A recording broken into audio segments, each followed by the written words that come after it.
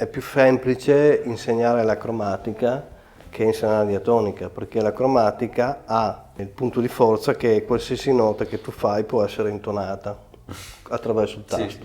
Sì, è vero.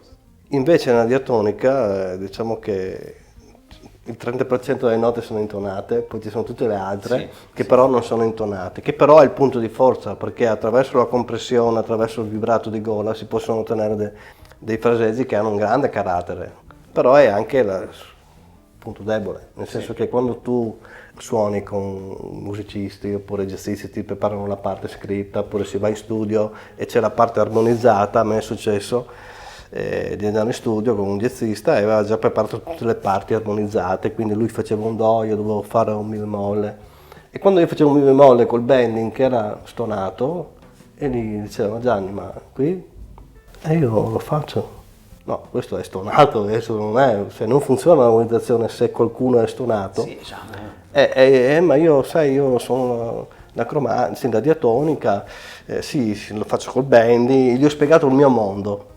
E lui mi guardava e diceva: a me non me ne frega niente del tuo mondo. Musicista classico. Io voglio il mi bemolle. il mi bemolle, chiuso, non calante né crescente. Cioè, ho dovuto fare come fanno tutti, chinare la testa e fare in studio tutte le parti con la cromatica.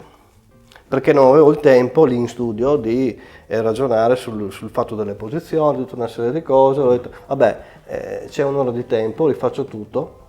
Tutti gli obbligati con la cromatica, per fortuna mi porto sempre una cromatica, ho rifatto tutto con la cromatica e lui molto contento di questa cosa qui, io un po' meno, ma lui molto contento. E poi l'improvvisazione fai con la diatonica, vai tranquillo, nessuno ti dirà niente, però quando ci sono gli obbligati, i temi devono essere giusti, perfetti, e questo è un po'...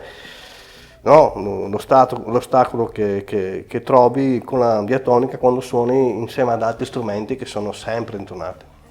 È capitata la stessa cosa con un violinista di musica classica, ha fatto il suo CD, ma aveva concepito nel suo disco alcuni brani con l'armonica. Ma come gli è venuto in testa? Come gli è venuto? No, era un brano di musica celtica.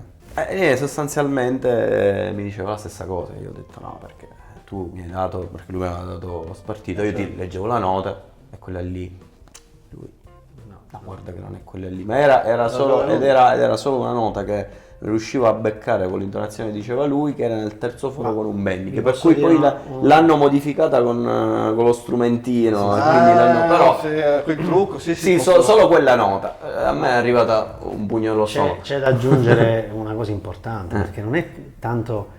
Perché puoi anche avere fortuna, no? Beccare un colpo di fortuna e ti becchi anche la nota perfetta, ma non è tanto è la qualità della nota che è la cosa più complessa e difficile. Cioè, noi abbiamo due cose fondamentali, una è l'intonazione e l'altra è la qualità della nota che abbiamo ottenuto col bending o con l'overbending, quello che sia, overblow.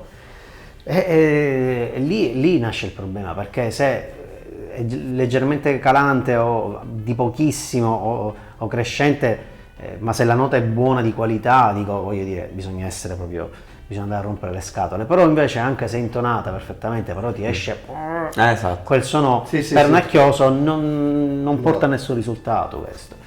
Diciamo che con la diatonica sei molto libero nelle improvvisazioni, quando ci sono degli obbligati bisognerebbe... Tu come fai solitamente? Allora, quando tu hai molto tempo a disposizione, ti devi studiare un brano, non quando sei all'ultimo minuto, Quando mi preparo, se devo fare temi con altri strumenti, leggo lo spartito piano, ma molto piano, perché io ho bisogno di molto tempo, però cerco di capire, di trovare un'armonica che mi dia la possibilità di fare tutte le note accordate.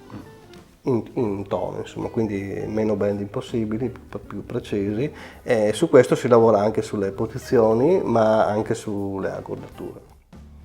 È vero, perché tu bleffi con le accordature. Io sono bleffo, perché quando si fanno temi insieme bisogna essere tutti e due precisi, perfetti, e quindi a me piace fare il bending, però mi rendo conto che essere intonati è giusto, perché lo strumento deve servire la musica, no? Non è a disposizione della musica, non a disposizione nostra.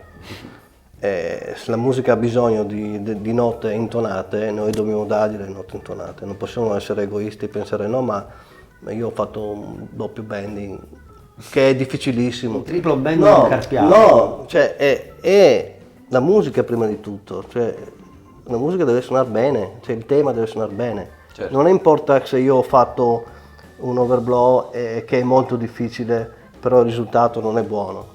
E prima il risultato, e poi come ottenerlo, questo è da fare nostro di noi armonicisti, però il tema è la musica prima di tutto. Quindi io preferisco accordarmi un'armonica in maniera particolare e fare un tema che suona bene, piuttosto di fare un tema che suona male, però fatto con una tecnica difficile tipo overblow oppure bending di mezzotono col vibrato. No, a me di queste cose qua per me sono importanti, però fino a un certo punto.